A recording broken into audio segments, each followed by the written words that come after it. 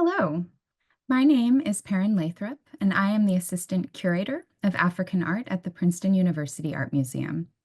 I'm thrilled to welcome you to this virtual symposium, African Restorations in and Beyond the Museum. This is the first event in this year's edition of the Arts and Recreation from Africa to the World Seminar Series, organized by Princeton PhD students Muriel, Sandra, Tiako Jomachua, Nectar Knuckles, and Susan Isayin. Today's event is co-sponsored by the Princeton University Art Museum, the Center for Digital Humanities at Princeton, and Princeton's Africa World Initiative. A few logistics before we get started.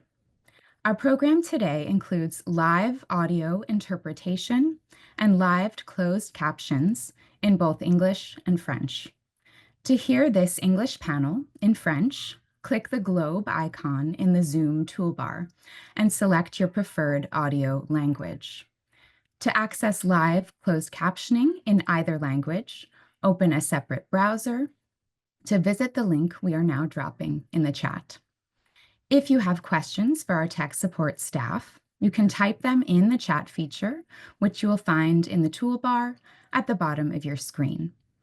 Our tech support staff will monitor the questions and do their best to assist you. If you have questions for the presenters, please use the Q&A feature, also located at the bottom of your screen. Our moderator will monitor your questions and address them at the end of the program. Our two panels today explore strategies for restoring and centering African voices and perspectives in the telling of histories from Africa and the stewardship of collections of African art and culture in museums outside of the continent. In the recently published volume, 15 Colonial Thefts, A Guide to Looted African Heritage in Museums, a book I encourage you to get your hands on, the Ghanaian filmmaker Ni Kwate Owu writes about his 1970 film, You Hide Me, which he shot in the African art storerooms at the British Museum. He remembers, quote, "When I walked into the museum, I went to the Africa section first. It was a huge room filled with glass vitrines from the ground to the ceiling. I was amazed because for the first time in my life, I realized the amount of material that had been taken away. I had never seen these things before. Some of them were very sacred cultural assets, works of art created by our ancestors that had only been meant for religious veneration in sacred shrines, not for public exhibition. Suddenly it clicked. This is the subject I was looking for. I should make a film about this." End quote. I repeat this quote for the ways that it reminds us that the art under our care in museums has personal meaning for communities around the world.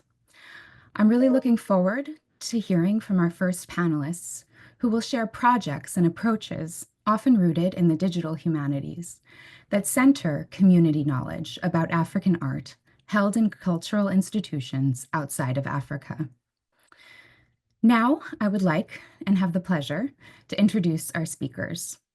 Today, we will be hearing presentations and discussion from the following panelists. Chao Tiana is a Kenyan historian and digital heritage specialist with the unique expertise at the intersection of memory, digital humanities, and public education.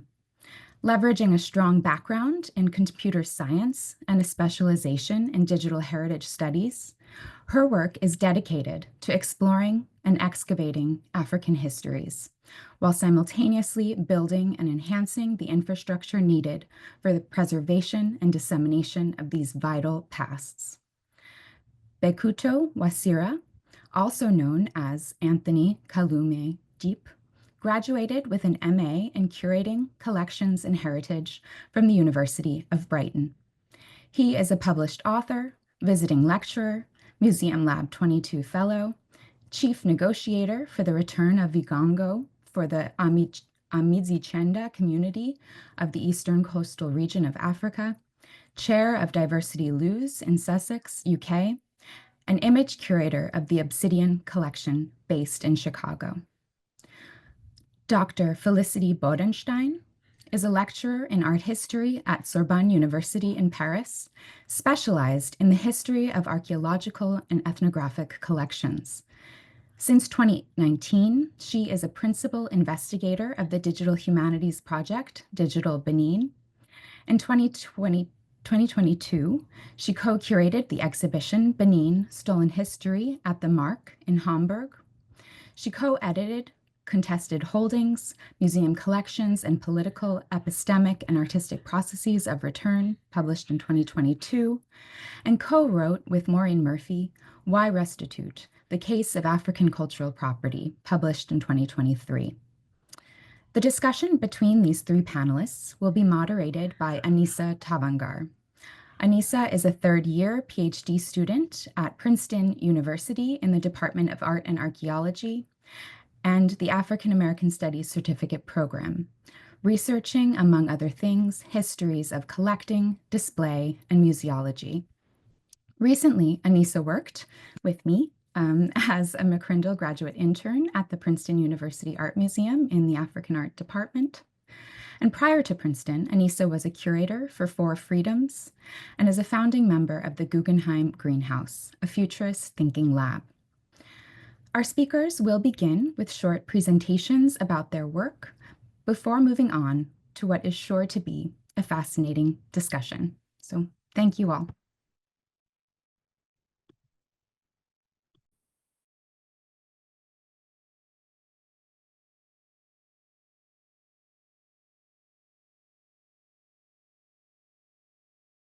Okay, I will begin. Good morning, good afternoon, and good evening, everyone who is joining us today. My name is Chao, and I spend a lot of time thinking about history, but also building and thinking about the infrastructure that underpins history. When I received the invitation to speak on this panel, I was reflecting on community, the themes of community-centered knowledge, but particularly in relation to digital infrastructure. When we are thinking about community knowledge, intergenerational knowledge, knowledge transfer, how do we translate this into digital systems? Is the main question that I'm going to try to answer in 10 minutes, but mostly also to reflect on the fact that visions for technology do not always translate equally for all, and particularly the fact that technology is only as impactful, but also as destructive as the people who are building it. And so my theme today is reflecting on connecting people and process. How do we rethink digital infrastructure for African institutions, but also at a very, very basic level, what do we mean by infrastructure? 3 years ago, I co-founded a project called Open Restitution Africa with my brilliant co-founder, Molemo Mwilwa. And the central question we were seeking to ask is, where is information on African restitution? Next slide, please.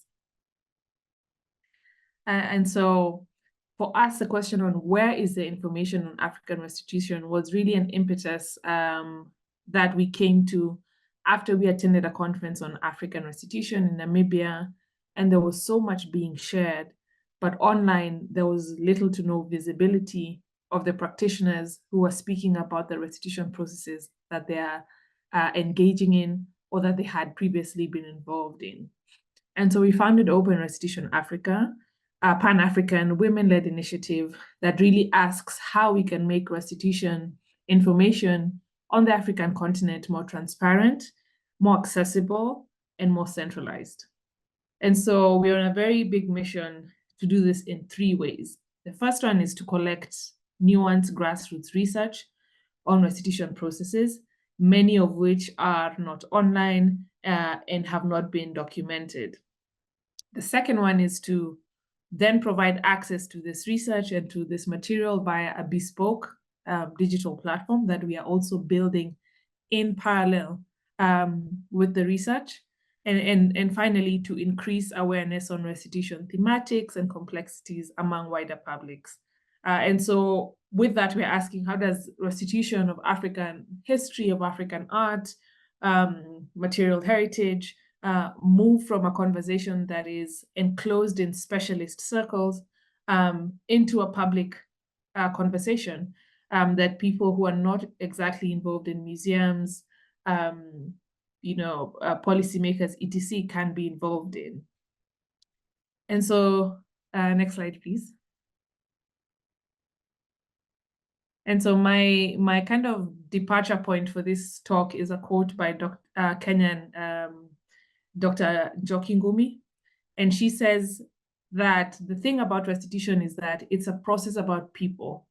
And we're finding ourselves dealing in real time as real descendants who are piecing together multiple things and having to hold space for all these things that are happening. And so when I was thinking about the question of infrastructure, I thought about this quote because it really encapsulates the varied, complex, multifaceted nature of restitution on the African continent. Next slide, please. And so I come to this definition of infrastructure.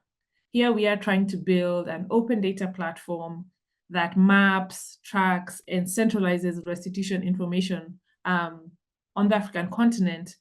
But what is the infrastructure that is actually required to move this from an idea into a tangible thing or system or platform that people can use, can access, and can apply to their different contexts? And so thinking of Dr. Njoki's quote, I think in this specific context of restitution, one of the things that we have come to is that the infrastructure that is required to build this digital platform consists of many elements, some material, some immaterial. These elements are dynamic, they are not static, they're very complex, but most importantly, they're shaped by social relations, political agendas, and historical context.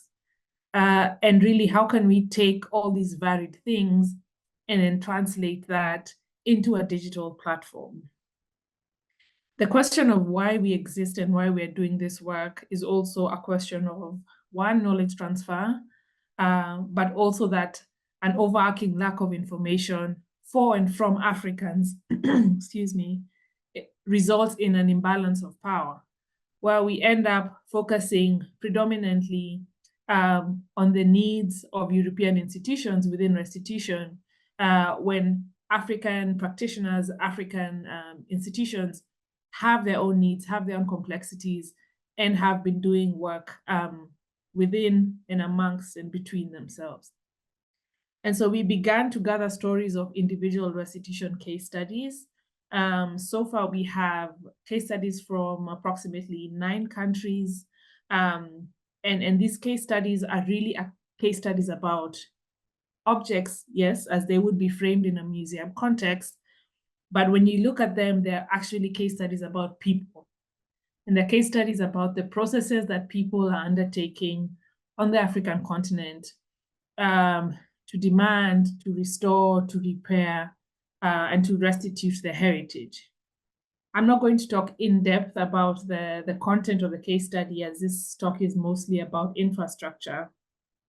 But our hope with this project and the platform that we're building is that we can also enable cross-sharing between African practitioners, and that data can move from being just accessible and move into a usable tool that can be applied towards different contexts. And so that brings me to my next slide, please.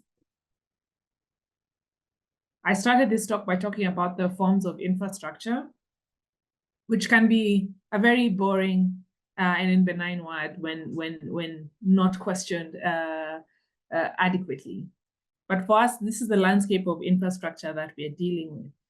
The question is, how do you build a data platform for restitution content on the African continent? And we start by looking at two particular categories of the system. One is the data gathering, and secondly is the data access and dissemination. within both of these frameworks and areas of functioning of the platform, there are several things that we are undertaking. A core part of the infrastructure is our research methodology. As I mentioned, we're using case studies as a way to understand grassroots information about restitution, working with practitioners, community activists, and understanding their process. But secondly, another form of infrastructure, and sometimes you don't see it as such, is story. And this connects my initial understanding of people and process.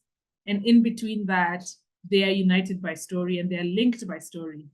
Restitution stories are layered. They have a lot of multiplicity, they have gaps, they have silences. And how do you capture this within a data platform? And finally, looking at people and the nature of information that we're collecting. This then informs our, this then has informed, I should stop speaking in future tense. This has informed our data design, our platform design, our data entry form, and it is also going to inform our website and the information that we will be publishing early next year. A lot of these questions around infrastructure, around geography, around language, sometimes seem like things that you think of in the end, especially when building digital platforms. But what we found is that making this a priority, even before we begin the actual development of the technical infrastructure, has really allowed us to build a system that is unique, is always growing, which is not something that software developers love to hear, but really responds to the context of the information that we are seeking to share. As I conclude, and I'd be happy to speak to this more during the Q&A, I would say that the vision that we have is multiple. Next slide, please. Next slide, please. Let's see, yeah. And it encompasses three main things: a research process that is underpinned by a methodology centered on oral history, people, and the multiplicity of people's experiences, translating that into a data platform that one can capture these processes, can capture this multiplicity, but can also tell that story. And finally, embarking on a lot of advocacy around and public education around what is restitution, who does it benefit, and why are we working towards it as a people, as communities, as a country, as a continent. As I conclude, I think by broadening and expanding the definition of infrastructure, I think we can really be able to build relatable and contextually relevant digital systems, where infrastructure, as I said, is portrayed not as a static concept, but as a dynamic interplay of several things. Thank you very much. I hope we can have a conversation on this, and I'm now happy to turn the program over to Anthony.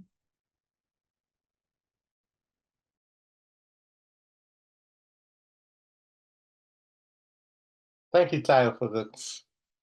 Ciao. Asante sana. You can say that. So I'm going to go through some of the case studies that Tayo was talking about, but in a way that I am more concerned about the interpretation and the way some of the issues around art, because to me, art is what the Eurocentric idea of art has a different meaning to the Afrocentric idea of art. So when you go beyond the museum, I'm going to go into the indigenous knowledge systems and see what is art in a Eurocentric way and what is art in the Afrocentric way. Let's go to the next slide, please. Now, the Vigango case study, a mid-gender story. That's what I'm going to call it, because I'm being very specific that in East Africa, we do have various communities that actually they speak one language. They are not actually very complex, but they have relevant. There's a thread that runs through it. So language is one of them. Music is one of them, you know, and we find that when you come from the islands of Lamu and then Kismayu, they speak Swahili in a way that they call them Bajuni, you know, but it's Swahili. You come all the way down to Mozambique, people speak Swahili. And the culture goes all around Comoros, Zanzibar, and all that. So there's a thread, the language is there, the music is there, the food is there, you know. These are the intangible heritage that the Eurocentric idea of art never captured, you know, because they couldn't take it away. They couldn't put it in the museum. But it's our heritage, it's our intangible heritage. So Vigango is part of that story where they are taken as art.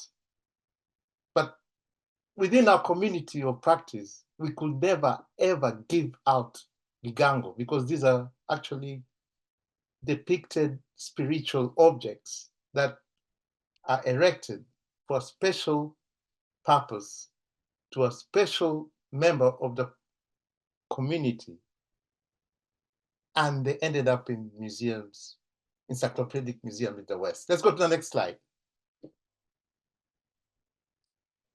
As I say, when you look at the, if you're not aware of the area I'm talking about, this is the area I'm talking about. And when you look at the Red Sea, Omani, Yemeni, there are people speaking Swahili. They're in the Arabian Peninsula, but they do speak Swahili. They got quite a large number of Swahili. So when Berlin, when they, well, it was called the Scramble for Africa, people are so not sure of where they stand because Somaliland, when you look at it, it was divided like a cake. You know, it goes all the way down and it goes all the way down. Kenya is the same. The Maasai and the Somalis, it's a straight line, you know. So we have been separated by boundaries and we still uphold those boundaries up to now. So when you look at Africa, people don't think it as a continent. They think it as a whole bunch of people from Africa. But then there's that regional. So just these stolen spiritual artifacts that I'm trying to talk about Vigango have been a generation, millenniums of traditions that have sustained this so-called Swahili culture or anthropological Bantu culture, which actually goes all the way to Malawi, to Zimbabwe. There's a language thread that looks at the heritage. Go back again, intangible heritage. So why are we talking about things that are in encyclopedic museums, but they don't have the right metadata, the right information? But they have sustained generations. There have been people actually having so much knowledge, wisdom from the kind of suppressed by the Eurocentric Abrahamic religions. Go back to the next slide, please. Now, in the Mijikenda culture, Miji means village or house or clans.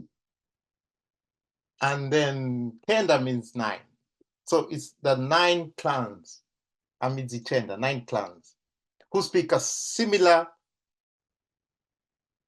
you can say it's a vernacular. They got same vocabulary, they've got things, but they have different accents. They have nuances where you cannot recognize each other. They have different ways of dancing. The Duruma, the Digo, and the Kauma, these are people who identify themselves within the region. They have their own rituals. They have the kaya. They have the elders, I'll go straight into the governance, but this intangible heritage that has not been recognized by the Eurocentric, When you talk about infrastructure, people think of infrastructure as brick and mortar, That's the idea of infrastructure. We build house of curiosities and fill it up with artifacts and objects and all that, and people will walk in, and that was 1800s, 200, 300 years ago. In the new age now, how do we make the infrastructure in a way that we respect our indigenous knowledge systems? And that's where that's a type of dance that there's a hero called Mekatilili. She used to bring people together through dance. So some of these dances are specially made for funerals or made for specific rituals. But she used to play them in a way that people used to gather around and say, who's dead? Who's dead? And she said, nobody's dead. It's the white man who's coming, has to die. So she brought all the people together. Then she told them the story of, rebellion and activity. Do the anthropologists and the curators and the museum know about how music, you can collect the drums, you can collect the shakers, you can collect everything. But do you know the stories behind some of the rituals that were not even supposed to be seen? There are special dances for middle-aged women. There are special dances for teenagers. There are special dances for men. All these categories, that the heritage that we still have, that's a good thing. It's still there. It's been preserved. We want to bring it back and have this as part of the infrastructure, part of our digital heritage. It's really expensive, I know, but you can use your mobile phone. Go to a funeral right now in Malindi. If somebody's dead, you hear the drums, you hear the shakers, you hear the songs, you record them, put them on YouTube, put them there. Let's digitize this because it's dying. We're getting so much hits from the different religions. The Islam fundamentalists and the Christian fundamentalists, they term them as, this is the dark ages. We don't want to bring it back. And my job is quite frightening because I come from a multi-religious background where I had a strong father who was an ordained priest, and then his uncle, his father's brother, was a Muslim. My father learned the Quran before he learned the Bible before he became a priest. So you see how, and my brother is married to a Muslim. So there's all that kind of mixture in that we do need to go back to our African indigenous systems in order to go front. Can you go to the next slide, please? So when I talk about the Kaya forests, these are designated areas, because I talked about the Midzichenda. Midzichenda have different regions within the map I showed you of the coastal region of Kenya. And they are depicted areas. Even the United Nations Environmental Program has actually made these heritage sites. They've recognized the particular significance of conserving the forests, but at the same time, conserving the cultural intangible heritage. Of course, there's quite a lot of herbal medicine, there's a lot of storytelling, there's oral history, there's dance, there's so much that's going on within. So when I call them the cathedrals of communities of practice, we do have a higher power or an entity that we call Mulungu. But when you interpret that word Mulungu, it doesn't interpret as a god. It interprets as what forms, what makes, what it's like a chemistry. It's like putting things on a test tube, and that's what the entity that the Mijikenda actually try to take as a higher power. It means it is the fusion. So Mulungu is something that makes, that forms. It's not a person. It's not a being saying high up in the air. It's the spirit in the tree, the spirit within the rock, it's the spirit within the animal you see there. He's the one who made it. This is how it was made. So we can say it's a woman, it's a man. That's why it's really, really special to go through. And then there's coma. Coma is, we believe that before you're born, you are a spirit. When you live in the earth, you are a spirit. When you die, you are a spirit. So there are three types of liberty within that. So these are things that I don't think the people who came over, the Christian missionaries and the colonialists, realized that. So the Kaya elders have a very important point to make. They still are honored. You can see a picture of them there. There are diviners there who predict, the names and all that. And then there's healers and administrators. Go to the next slide, Anthony, please. I am really sorry to interrupt. I don't want to interrupt you, but just in the interest of time, Yeah. because we're a bit over. Okay. Yeah, I just want to ask maybe you take a couple minutes just to conclude, wrap, and then we can keep the conversation going. It's the last Discussion. slide, please. Okay, thank you. Yeah, this is the Kaya forest. Next slide, please. Yeah, what's next? So Afrocentric approach to knowledge acquisition, advanced skills in technology and academia. We're trying to change the whole concept about repatriation to get qualified personnels to be able to articulate about the idea of repatriation. Next slide, please. And there's a slogan called Kiwioye, which means let's go back to our roots. So Madka Malindi District Cultural Association has appointed me as a part of the repatriation chief negotiator for the return of the Bigango. Thank you. Sorry for I get so passionate about this thing. So for running. Well, I'll let Felicity take over.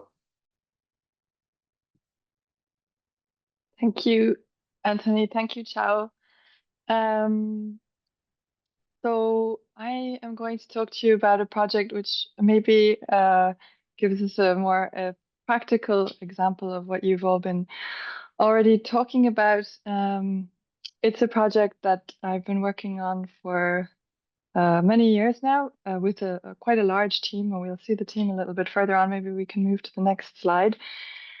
So the basic focus of the project has been to unite in one digital space all of the metadata relating to the pieces taken from Benin City in 1897. Now, finding this group is more complex than it might seem, so I'm saying that quite simply, and we can come back to that question. But the main point is that we wanted to make sure that this metadata integrates into a new ecology of knowledge, one that is dominated by a Benin or Edo-centric perspective, which we can move to the next slide. And just to show you the pieces that it's made of right now, so you have a bit of an idea, and you can just go to the website as well and follow the spaces from there. I'll bring you through some key facts and figures because we don't have much time. So right now, moving to the next slide, you will see that we have managed to gather together over 5,000 pieces which relate to the Royal Court of Benin art and culture and history. These pieces are coming from 137 institutions across the globe and also from 2 Nigerian museums. And they are connected now to also, if we move to the next slide, to archival documents, most of which, it should be said, have also been produced by Western institutions, as much as the metadata, not uniquely, but in most cases. And to another catalog, which is the catalog that we have been creating, which is on the next slide, it's also being connected to a large catalog of oral history videos and contributions that are being gathered by our team on the ground. And there's a complex system of weaving going on between these spaces. And there's another system of kind of tagging being used to reintegrate all of the metadata into a different way of thinking about the pieces. So if we move to the next slides, you'll see something about the history of the project, which has been running now for over 3 years, and the team, because I think it's important for me to say immediately that I'm not speaking for myself, but for quite a large group of people working in Digital Benin. So if we move to the next 2 slides, you get a very quick overview of this team. And the next slide, you will even see Chao again, because she also was a great consultant on the project, working on the metadata and on the problematic language that we could find in the information that we were gathering from museum. Data that has been being constituted over the last over 100 years, in a sense, even though it's digital data, some of it is also full of old racist language, which was never revised. So just to say a few words about why we did this and what our misgivings were and how we came to try to bring out, come together with this methodology of reappropriation or reconnection with Edo-centric perspectives. Initially, the project was really about making information accessible. It was clear traveling in Nigeria in 2007, 2018, 17, 18, that the colleagues with whom I was trying to work in the museums didn't have access to the same information that I had access to working with museums in Europe. And I found many requests for lists. People would ask me for lists of objects or links to collections, or where are the objects in Berlin? How can I access them? Where's the database? I don't understand the database because it's in German. And I realized, in fact, that a lot of this data is there. It's even online and in principle accessible, but it was very complicated for anybody to bring these things together. So the data that we have currently in Digital Benin is in 7 different languages, all of which, of course, European languages. And so there was a clear case for making this mega list, which again also seemed a bit complicated because we were aware that just bringing together this metadata from the museums might also create a kind of a brutal representation of the Benin collection, of the Benin Royal Collection. Again, because the information that we find there is often lacking, it's often inaccurate, and as Chao also showed in her work, can be insulting. So it was actually quite clear that we couldn't just bring together this metadata, and we knew that right from the beginning. And we developed a process in collaboration with my colleagues in Benin City, which was a really organic process, and we didn't plan things immediately from the outset, and maybe we can move on a little bit in the slides to the map might be a good place to stop here. The map is really interesting because it shows what we were able to do just quite simply with the lists of where things were. I think the asymmetry of this map is a really interesting and shocking also statement in its own way, and shows us a lot about what happened to the pieces. I'm not going into this distribution process because it's not really the aim of this presentation today. But one of the things we wanted to make sure that we managed to do was, on the one hand, keep the metadata as it was, because we wanted to have this archaeology of knowledge. We wanted there to be the data from the institutions as it stands in 2020 or 2022. But we also wanted to make it clear how insufficient and how also one-sided in terms of perspective this data is. And so we started to come up with a system of annotations that were produced by different members of the project. So if we move a little bit further down, these annotations, in fact, so we can move through these slides because these are more about the technical side of producing one database from all of these different databases. But if we go back one slide, you can see how, so here on the right, you can see the data from the institution, which we have tagged with general categories, so it's easier to search for certain information. And then in the middle, you have the data categories that were tagged by the Digital Benin team. And so you see there's Edo designation, English designation, provenance, and the location, which isn't very interesting. But let's think about Edo designation and English designation a little bit. And I think if we move down, we will get a photo of the Eyo Otto space. Just a little bit further down, it should be Eyo Otto.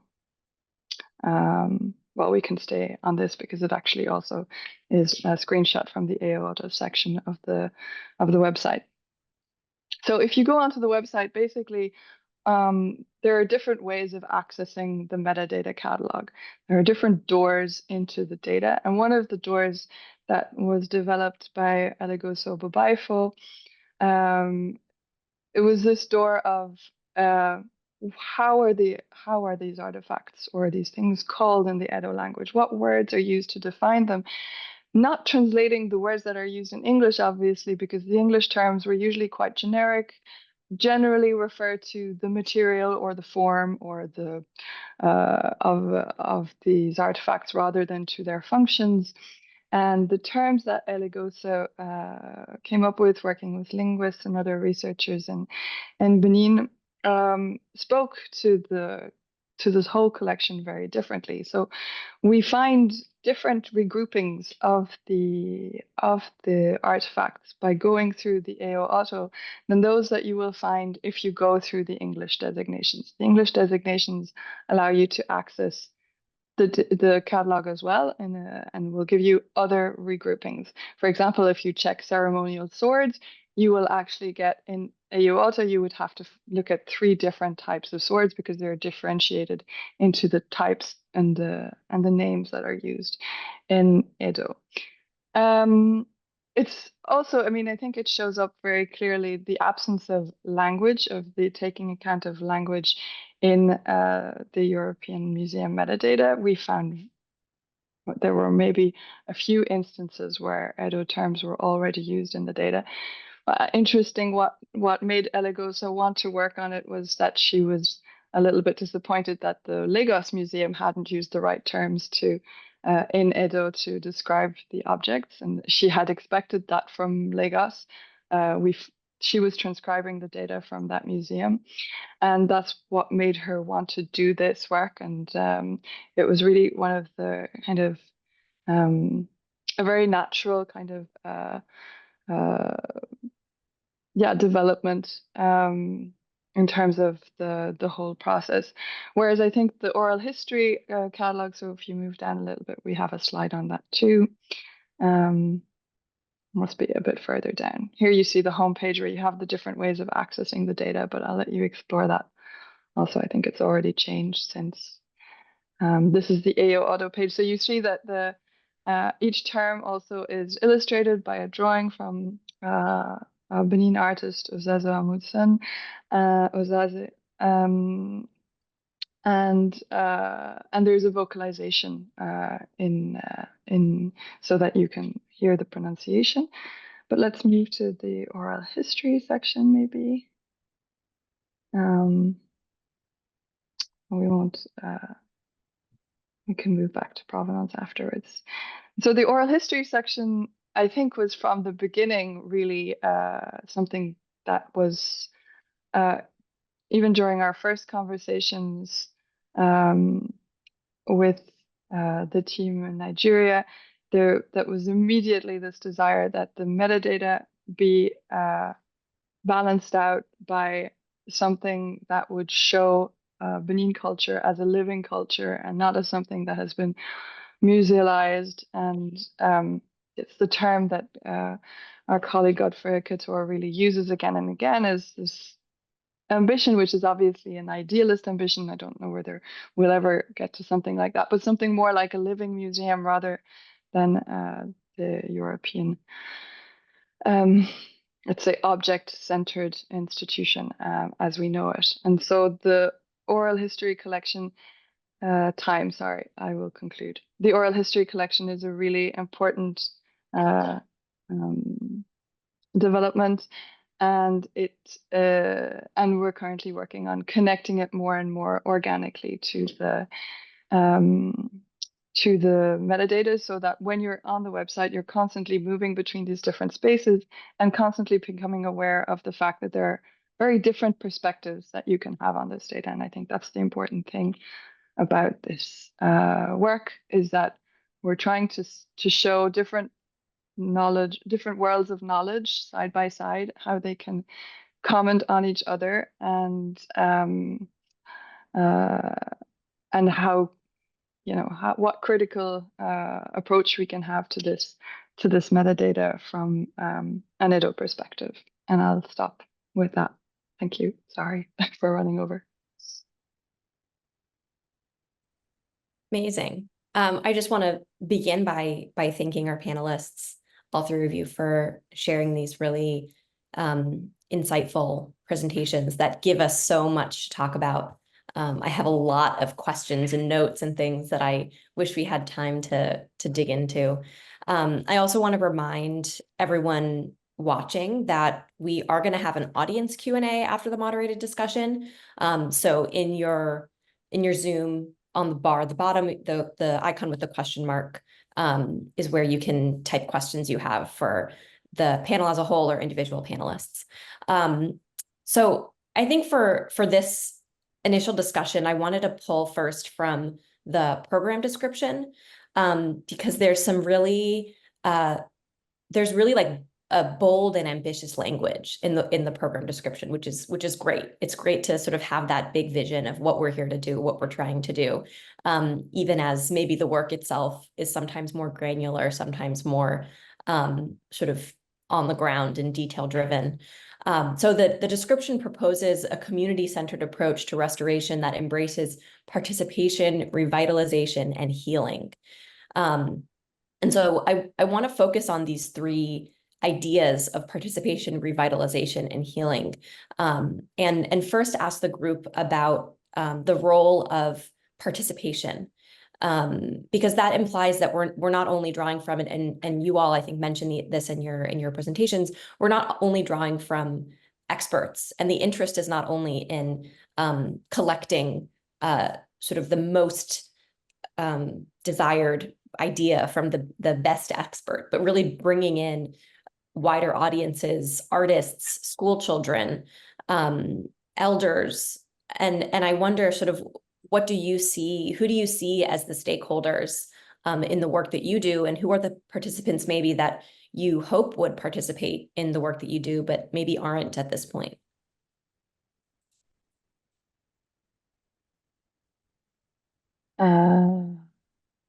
I can say something about who's using digital Benin and how it's being used a little bit.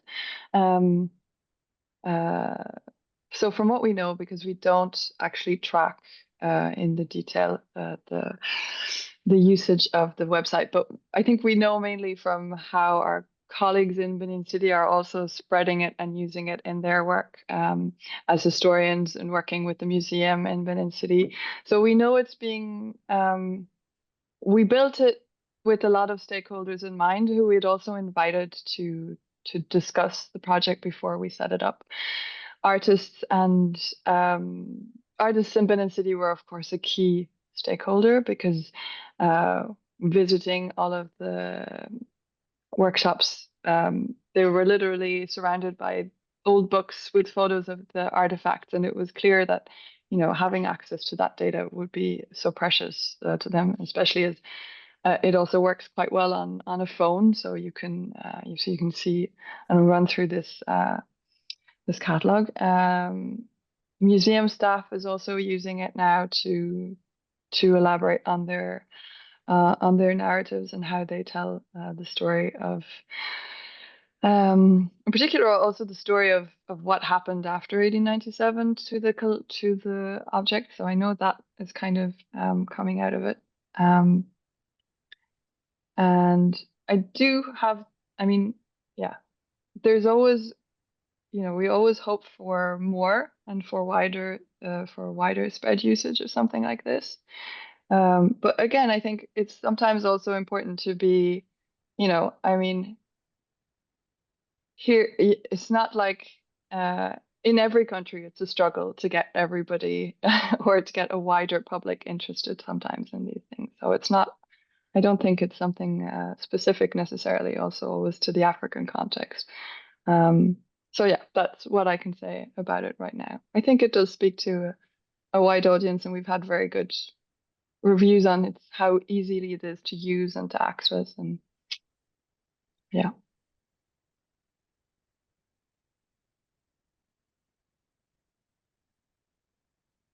Thank you, Felicity. I think for us, the concept of community is very interesting because it can be helpful at times, but also sometimes it obscures more than it reveals.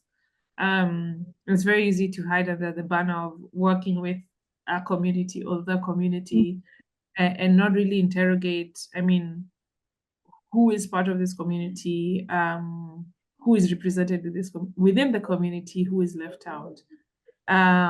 On our end, I think what's interesting about our work is that the information that we are gathering, that we're collating, is held in different places by different people. And what we found is that restitution as a whole, I think we like to imagine, or we sometimes have an idea that it should be a very clean-cut process, that an item just moves from one place to another, that there's someone on one end and there's another person responsible on the other end, and it should be straightforward. When in the reality, in the real in the grand scheme of things, the truth is that there's so many people in between. So to list a specific groups of people that we work with, we found that a good number of restitution processes are led and started by activists. So people who are not working in a museum, they're not part of the government, community activists who are motivated and driven by the need to see the restoration of their own personal histories, museum practitioners, scholars, people working within government and public institution spaces, elders as knowledge holders, and within this groups you can also go deeper. What's interesting for us, and you asked Anissa that who did you think would use this versus who's actually using it.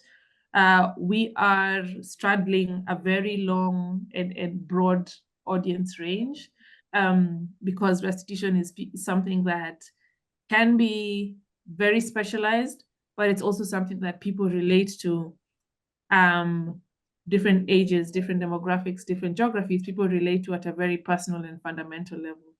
And so another big part of our audience is that person who's wondering, where's our stuff? You know, very, very, very, very innately, and wants to answer that question. And how do I get it back? So I would say those are some of the people and groups that we work with, or we are hoping to reach through our data.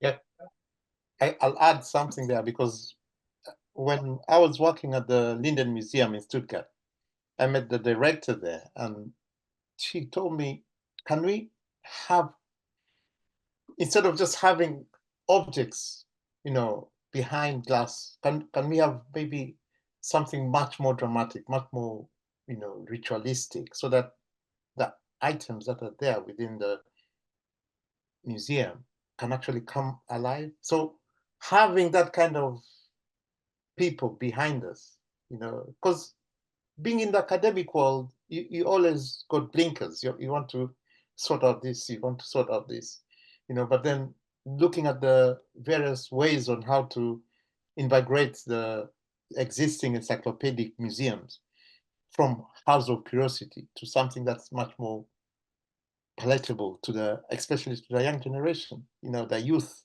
the Gen Z, generation. We need to be more, acceptable, more accessible, and interact and bring them footfall into the museum. Although the concept of the museum, according to me, has changed. So it's that kind, when Charles said, what kind of communities do you want to bring in and be part of the co-curating? Because that's the main topic now, co-curating and co-production and who are left on the table, who are not there on the table. So that's the kind of thing I do academic work. So I work with the museums, I work with the universities, I'll work with some diaspora communities within England who actually know what they want. But then at the end of the day, who has the funding calls the tunes. So we are shackled by the funding and everything that's weird. But in deep inside, we know we need to get this intangible heritage out there, because it's something that we feel is our heritage, it's a rich heritage. I hope that answers your question. Yeah, thank you. To look at those other two words, revitalization and healing, in this program description, I wonder how you have noticed artworks or objects revitalized in this sort of process of digital remembering. And if you have felt in a certain case or a certain project or a certain object, the nature of an object transform or shift through this process of digital restitution. And also where you see healing, processes of healing in your own work, and how you understand that, that idea, whether it's thinking about what we're healing from or how we're healing, processes of healing in the work that each of you do. Can I come in? Yes. So being from a spiritual angle of some of the relics that people used to call art, the healing comes from the fact that the rituals has to be, I was talking about pre-repatriation, during repatriation, and post-repatriation. So we've had a case study where some of the Bigango were returned to a homestead, and there was a real negative aspect. When we talk about healing, there's that negativity of healing where people actually are affected by the fact that these things came back, but no ritual was, done in order to actually welcome them to their homestead. So there was quite a lot of mental and insomnia, nightmares, So we need to know it's not a matter of bringing something back and then automatically wave a wand and it heals. No, we have to follow the rituals, and this is it fails because people say once the objects are there, that's it, we've done, and that's it, let's go back. And that's what Denver Museum did. Yeah, they brought the Vigango back. They went to Makiru's homestead, and the village suffered some of this mental anguish from not having that special treatment there. So looking at it in a healing way is that we need to follow the ritual. We need to follow it in a way that it heals. Bringing back some of these things heals us because we feel like welcome back the spirit, welcome back the coma, welcome back the Vigango. But there's a certain ritual that has to be followed. So the healing happens if we listen to the indigenous knowledge systems, the people who know the rituals, and they're still there.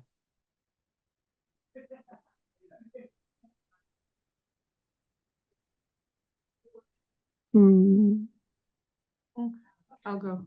No, Yeah. go ahead. No, I think I haven't. It's a really good question because I'm thinking of healing also in the process, in the context of process. And Anthony, who spoke brilliantly about what healing means within the context of the Mitikenda.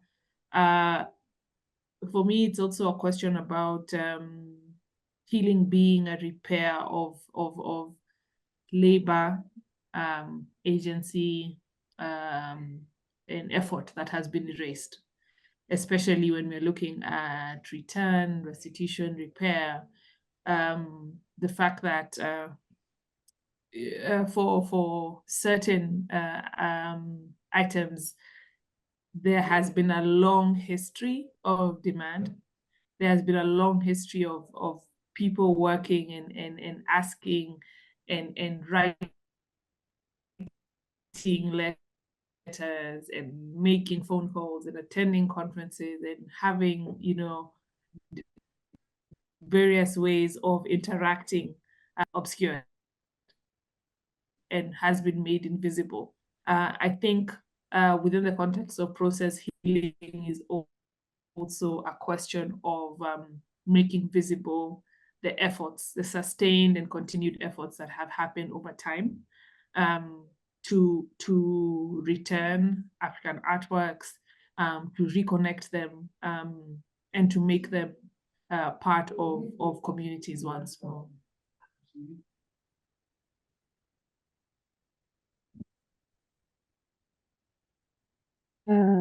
I think the healing, I mean, healing, I might be worried it's maybe too strong a word, but I do think that empowering, if Digital Benin in any ways empowers a different way of writing about these artifacts and a different way of discussing them and reintroducing them into Benin City culture, I do think there is a healing aspect to it in the sense that a word that has come back again and again, and it's not healing, but it's the word foundation. So Alagosa used the word to describe what Eowato is, and Kokunre, when Agbontin Egafona, who works with us as a professor at Benin City, when she first discovered when Digital Benin went online first, and it was quite an impressive experience for all of us to suddenly be able to scroll through these 5,000 artifacts, which we knew were there, but it's a different thing when you can visualize this group together for the first time. And I remember she said something which really moved me, which is now we have this foundation that we can build on finally, and we can come back to, and it will be solid. And I thought that was a beautiful idea that, okay, it's just the beginning and it's something that we have to, that we'll keep on working at.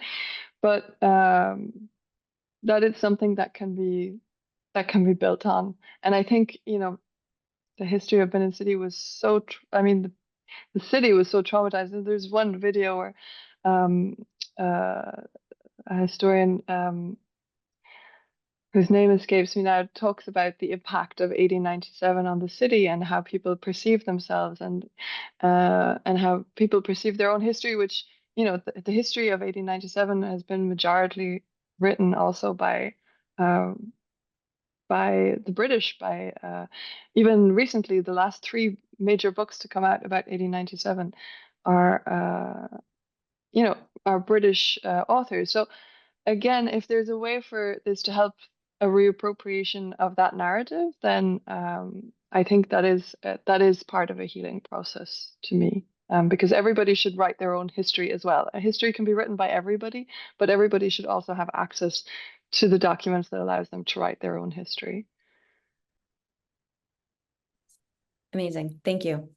We're going to move soon to the audience Q&A, and we have a lot of questions that have been coming in.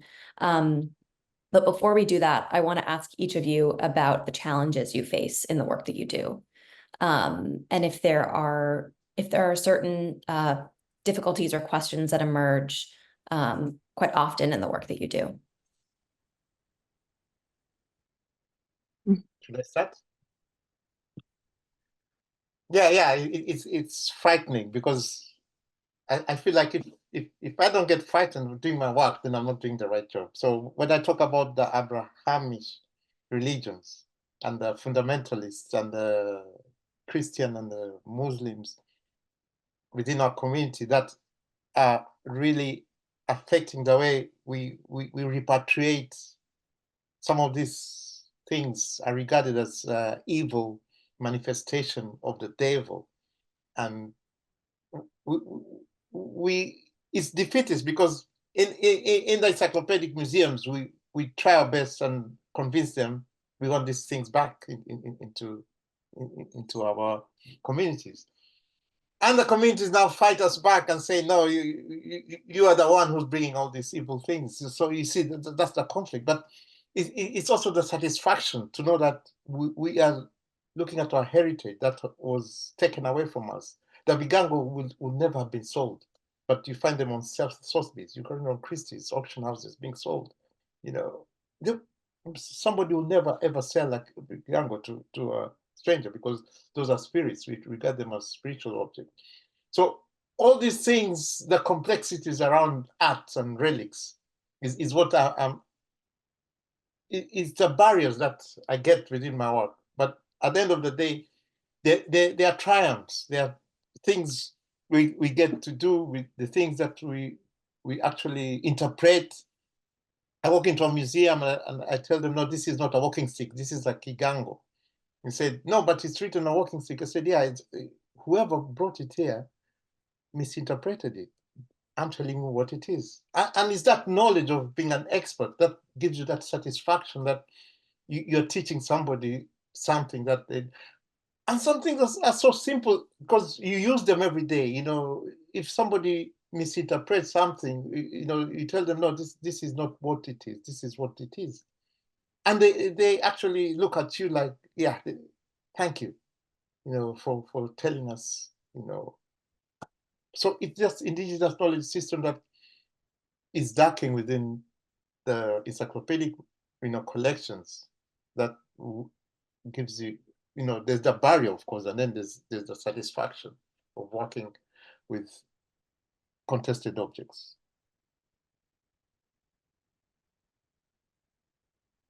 I don't know whether I think for me it's to keep building. So it's on the one hand because the problem has changed. I think initially when we were building Digital Benin, the problem was actually getting all of these institutions to collaborate with us, and the challenge of that. Bringing together this metadata, it looks simple now, but it really wasn't. Metadata is just as proprietary a thing for museums actually nearly as the artifacts are, which is something I discovered in negotiating them. That it's shifting, but I think there's still my worry is a little bit that the dynamic has gone a little bit out of the restitution debate, and how to keep it more active. Because there's kind of a sense that we've done the restitution thing, and in fact, no, we haven't. We've just barely started. And so that is it. And building infrastructures that allow us to do work like Digital Benin, which actually is a very marginal experience in the sense that getting that amount of money is a very rare thing in the humanities, and it only happened because there was so much political pressure around the Benin pieces because of the size of the collections, particularly in Berlin, and German support for the project, and now also American support with the Mellon Foundation. That's not something that you have for a lot of other important groups of cultural heritage, and I think that's the struggle, is finding also those financial and institutional structures that will allow us to keep sharing and to keep this work happening, because it's actually also quite a complex and quite a costly undertaking, and it needs to be supported, which isn't always easy. I just want to check in. Chow, are you with us? Okay. She wrote something about having some problems connecting. Yeah. But do you want to answer the question about Yeah. challenges quickly? Yes, just to quickly say that we are, I mean, restitution, return, repair is a very complex and evolving thing, as we've realized, rightfully so, that different people have different expectations, different needs. When you are attempting to build a data platform that captures this, it means that you could always you'd build forever. And what we are hoping is that we really build something that can translate into the outside world, and we're yet to launch, but we really hope. So it's not really a challenge more than it is just a point of reflection. But I think one challenge that I would say is time. As Felicity has mentioned, you're dealing with processes that have very, very varied and complex, but also they need you to spend time on it, and if you're doing that and your project is funded for 1 year, 2 years, you can never really know how much time are we going to spend on this work. So I think the question of time, resources is also a big challenge in just thinking about the longevity of the work and the future and sustainability of digital platforms as a whole. Chow, to piggyback off that and move into our audience Q&A, we had a question from someone asking for recommendations of any tips for a self-initiated digital archive without institutional support. So I wonder, do you have any tips for someone who might want to start their own project? Yeah, this is a very good question, because I think one thing, digital archive, I would say, if you're self-initiating it, look at the sources that are closest to you, and where your material exists. I think we focus too much on the hardware and kind of like the technicality of it, when really I think it's about using a medium or platform that is most suitable and makes more sense. So as opposed to going full on into a mobile app development, where does your archive live? On a folder? Can you disseminate it via WhatsApp, via social media? I think technology is also quite expansive, and there's no form of technology that is more important than the other. The question is, what is more contextual, what is more relevant to you? But also to think really about care. We often think digital material just takes care of itself. It doesn't. And so when you're starting a digital archive, I would always say to think about how you care for it. That means time, that means a certain amount of maybe resource, but the longevity of it is just as good as the intention put into caring and managing it. I could go on. Find your audience. Who's your This is something I love talking about, so I'm happy to speak about this, but I would say those are some tips that I can think of. Thank you. Felicity, for you, I'm sort of combining a couple questions, but one of the attendees brought up that Benin is famous for restitution recipient disagreements, and sort of the challenge of sort of mediating these different interests between governmental organizations, between museums and institutions, between communities, individuals.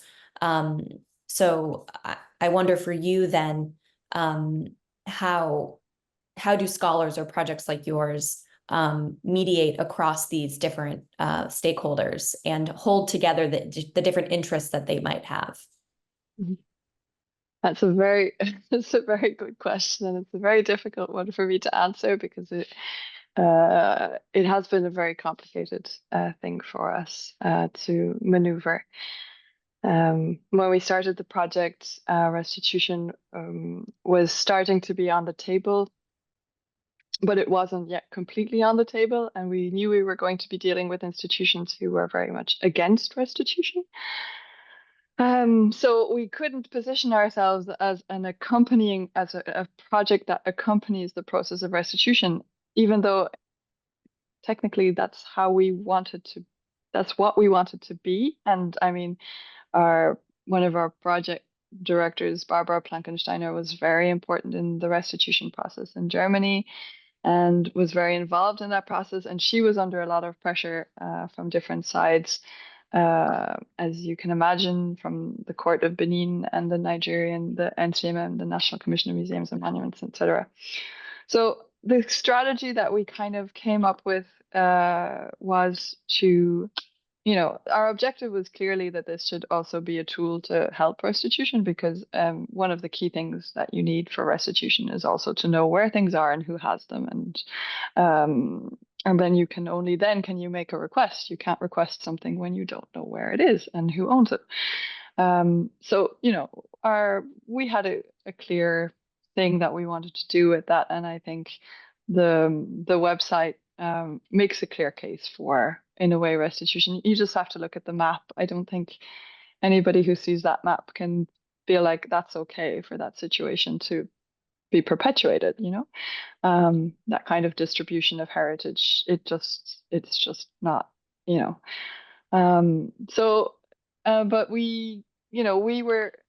our perspective was, we are researchers. There are researchers in Benin City who work for the university, who work with museums, who work with cultural stakeholders at the court, who work with the NCMN. So we've always tried to work with everybody on both sides. Here on this side, my European side, with the museums here, with those who agree, with those who disagree, with those who are edgy about it and who are not. We've tried to be as open as possible.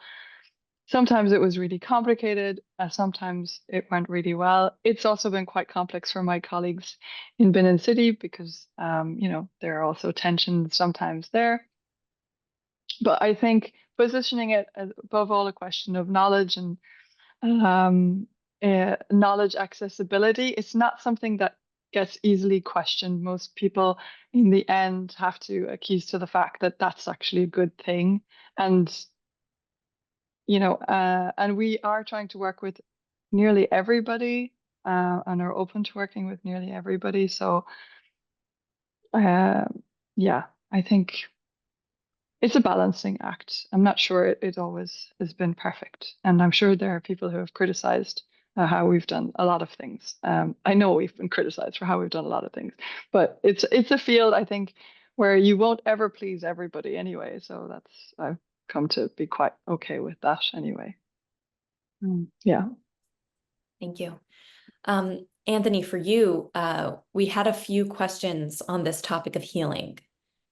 People are very interested in maybe the limitations of healing, or one person asks about healing on the European side. Someone else asked about this question of how do you sort of rectify or balance healing with how objects are cared for? This sort of age-old question of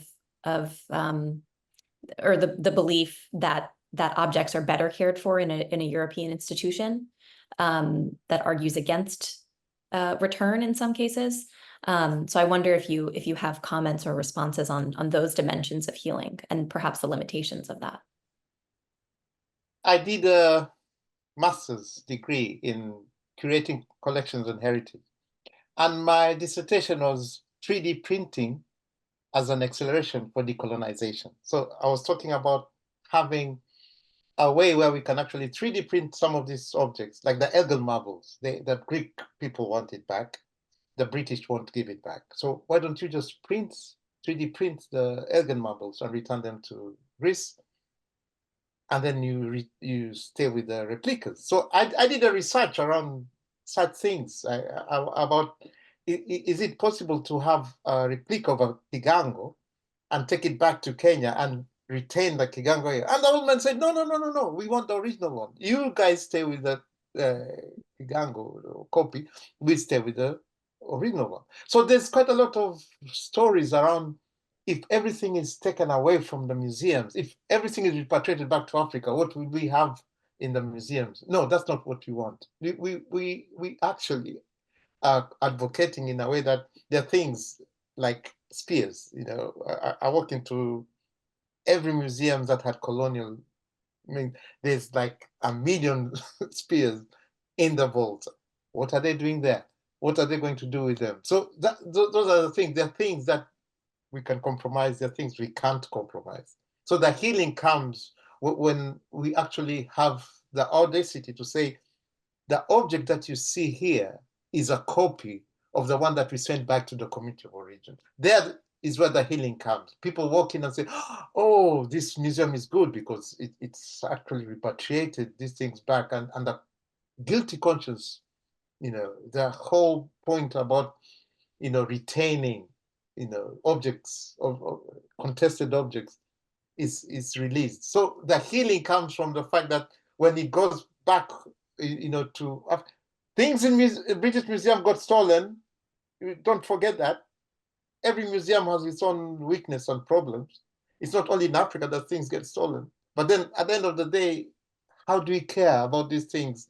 So we do have now the Museum Lab Fellowship. We're trying to train curators into the upper level of curating so that they can care about these things. We try to get museums infrastructures in places like Nairobi, or we try our best, but you can't please everybody. As Charles said, not one size fits all. Everything is complex, but the healing comes when we have that kind of mutual understanding, and communities accept the fact that there are things that will never come back because of the fact that maybe they think they don't need them, leave them for the Western world. But then there are places like Sudan where there's war, there's conflict, there's Palestine. If the things come there, they'll be destroyed. So let them stay there. At least we know they're safe there. So it's a very complex thing. But I will say that it brings out the best in people when they actually find that their relics or their spiritual objects have been cared for, and they come back, they will actually use them for their rituals and all that. So the healing comes from there, that they can actually play that drum, that the Pocomo one that the British Museum is holding. I don't know why they're holding it. It's still there up to now. These are the things that if you bring back those spiritual things to the communities of origin, then it becomes a healing process. But it's quite complex, yeah. Chow, did you want to answer that as well? Yeah, I just wanted to also add that, or maybe to bring up the question of what is care? Is care treating it and and conserving it in certain humidities and environmental conditions? For someone else, care might be using it or burying it, as Anthony said. So I think the question of care is also very skewed in terms of perspectives of care. And care can mean anything, especially, and can mean something else, especially to the people whose heritage has been taken from them, and they should define what that care looks like.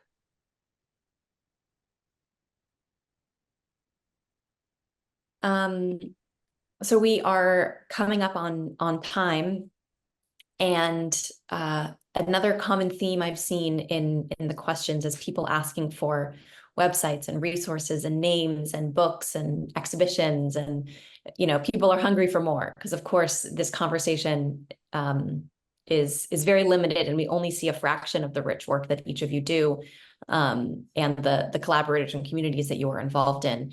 So I wonder, just to conclude, if each of you can share again your own websites and projects that people can be directed towards, or if there are other books or resources that you would recommend to folks who are hungry for more.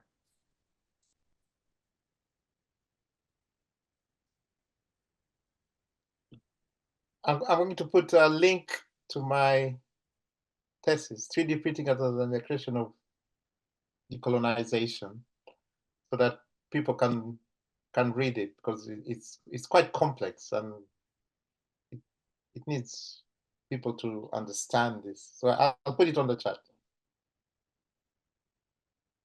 I would say our website for the project, openrestitution.africa. We have a newsletter, just to say that what we have there, we will be changing and launching outputs from our case study research very soon. So if you can sign up to the newsletter, then you will be informed when it launches, but please just keep coming back. Yeah, I would also just say the website digitalbenin.org. It's easy to find. And all of the emails of all of the team are there. If you go to the About section, you have the entire team. And you can kind of understand whose focus is on what in the team if you look at the documentation. So you would also find there so the different work that we did on different sections of the website. Because I think it's important to differentiate also between our different roles in the project. I got a question there from somebody working on the work of activists in the restitution project. We're actually looking for authors to work on different narratives, one of them being the narrative of restitution and how it happened in relation. So please get in touch. Imogen Coulson in particular will be heading up that part. So, but you can also just write to me. So yeah, we're keen to work with lots of different people. Wonderful. Thank you all so much. I know the webinar format makes it a little bit difficult to share links and emails and things. Anthony's thesis publication that he mentioned was just shared in the chat. And as mentioned, you can find folks at their websites. You can Google them and find their projects as well. So I encourage you to keep the conversation going. In addition, as a reminder, the second panel in the series begins in 1 hour at 11:30. This Zoom will end, and then you can rejoin and log back on for that. And as a reminder, that presentation is happening in French, but there will be English interpretation.